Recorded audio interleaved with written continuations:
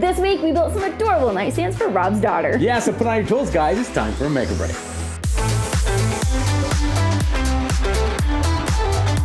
Welcome back to Make or Break. I'm Rob. And I'm Sarah, and this week we got to build some adorable nightstands for Rob's daughter. Yeah, she's been decorating her room. She's turned 11, so she's all grown up now. Yes. And her room is important to her, and it she needs asked to grow us. up with her. Right, and that's fair. So she came to us and asked if we could make some nightstands, and here's how it went. So my daughter here, Kaylee, wants some end tables. Yeah, black ones. Yeah, right. So she showed us a design she likes, and it included some hairpin legs. So we ordered a couple sets and got to cutting our lumber. Now we're taking a 1x12 and cutting it into a 4-sided box. Now we could have cut each one with a circular saw, but I wanted to use the miter saw to get us perfectly square cuts. But because the saw can't handle a 1x12, we had to cut each one twice. That wasn't a big deal and only left us with a little sanding on the edges. The important part was to use a stop block to ensure each piece was the right size. So the tops were 17 inches, and how tall were the sides, Kaylee? 11 inches. That's right, 11 inches. All right, once we got our 8 pieces cut, we sanded them down. You know, because Kaylee likes smooth end tables, right?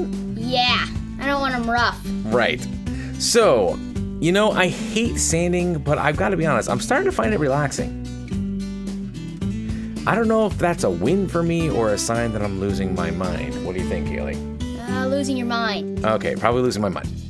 Moving on, the next step was to assemble them. Now, we're using simple butt joints that shouldn't be too hard to manage. The sides will fit between the top and bottom, which makes structural sense. You want to stack your pieces so they support each other. Otherwise, you end up with pieces hanging off of screws, and we don't want that, right? Yeah. Good.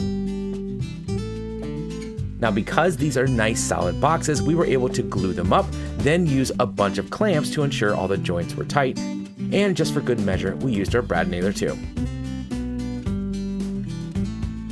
Now, when they were dried, we used some wood filler to cover the holes left by the brad nails. Now, unfortunately, while they were drying, I left them on the workbench while I finished another project with a black stain, and I didn't realize I was getting it on Kaylee's end tables, and she wasn't too happy about that, right? No. So, Sarah spent some time sanding them again and tried to get rid of the dots. But as it turns out, Kaylee wanted what color? Black ones. That's right. So Sarah went ahead and just stained them, and when they were dry, you couldn't even see the dots. Finally, she got out the hairpin legs we got from Amazon. Now she put them in place, and to make sure she didn't split the wood, she pre-drilled holes for the screws. That piece of tape on the drill bit kept her from drilling too deep. Then she simply screwed in the screws, and that was that. So we gave them to Kaylee here, and about 30 minutes later, she invited us up to see them decorated in place. And I've got to say, they look pretty good. And best of all, do you like them, Kaylee? Yes.